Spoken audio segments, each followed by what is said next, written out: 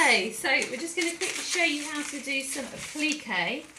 So you get your Bondaweb, and on the paper side, draw the shape. If you want to draw around something like a template, just get the template and draw around it. So the next thing is you don't cut that shape out exactly as it is. You actually just cut it out roughly, but try to cut off a fair amount of paper, otherwise you're going to kind of wasting the paper. Then you get the fabric that's going to be your applique fabric, and you take it over to the ironing board. Put your shape, the Bondawebby side, onto the back of your applique fabric. If you want the applique in a certain position, put it in the right position. I don't really care on this because it's a demo. And then, very importantly with students, cover it up before you do the iron. So I've put muslin underneath and on top.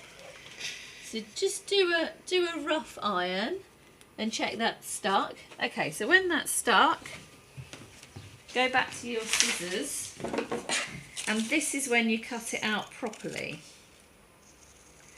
because it's much easier to just cut it out the once, and it's much easier to cut out through a whole bit of paper rather than try and cut around the edge of something you've already cut.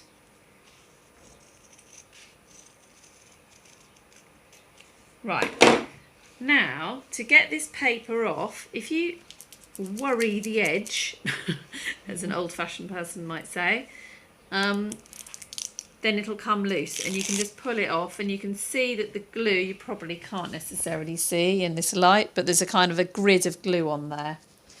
So then you take your fabric, your cushion cover or whatever it is that you're putting the applique onto. So if that was a cushion, you want to think about the fact that there's seam allowance around the outside, so you don't want to put it really close to the edge if you're doing a sort of a corner design. If you want to put it in the middle, then fold it and find the middle point, like maybe put a pin through, and then you can put it right in the middle. If they want it on the edge, just as I say, make sure it comes in a little bit to account for the seam allowance. And also cushions go round the corner, so you don't want it too far at the edge, because you won't see it, it'll go around the corner. So put it in the correct position, and then put the muslin on top again, and give it a little press. Maybe not for too long, just because you don't want to like overheat it. Right, that's stuck. If you just kind of do the edges. Oh, that isn't stuck actually. Is that not sticking? That one's not sticking at all. Hang on. Yeah, you don't want that to happen. Let's just try one more time. Maybe, I've got the iron quite hot. Oh yeah, that's stuck now. Okay, come across to the sewing machine. It's not brilliant. Some fabrics actually won't always stick brilliantly, like felt. But if you can get it stuck as much as possible, then it's going to help. It's going to be an awful lot easier than it not being stuck at all.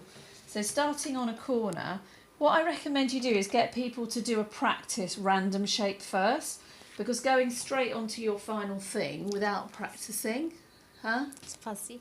Is it? Oh, okay. Oh, no, it's Can you go focused out again. and back in? It's focused again. Okay, that's right. Without practicing on something, this bit of stitching can go really wrong.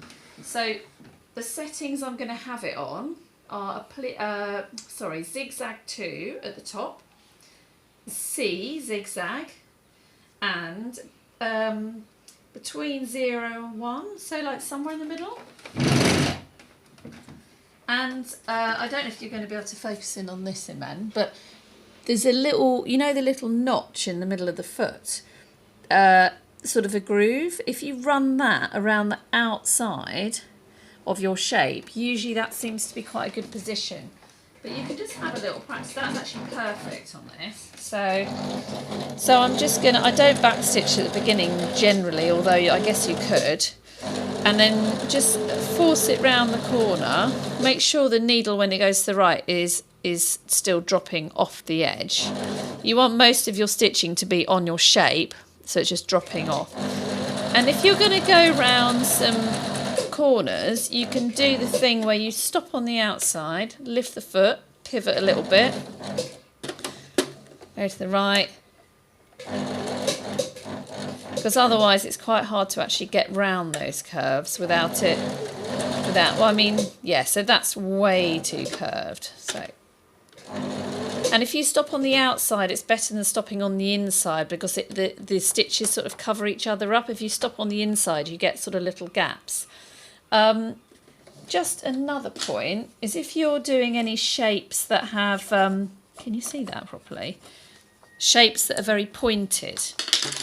This is a little tip for pointed shapes. Let's just take that off. Like, suppose that was a bit of a plique. So as you come up to your corner,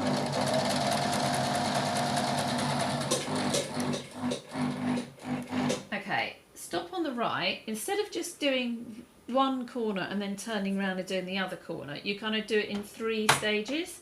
So I'm going to go to the top, go across here first before I go back down that way. So it's a few stitches like that. Stop on the right, as ever. Always stop on the right. And then go down your second side. And what you'll find is that the corner just sort of, it looks a bit more finished off. Whereas if I just went straight up there and turned directly round and went straight down there, you'll get a funny sticking out bit. So that's it really. When you come round and finish, when you come round, you could just overlap a little bit of stitching, or you can back stitch, but definitely get them to practice on a little bit first, because usually the first thing will look absolutely dreadful, and then the second one will be like, oh, that's actually okay. The third one's usually brilliant. So there we go. I hope that helps. Bye.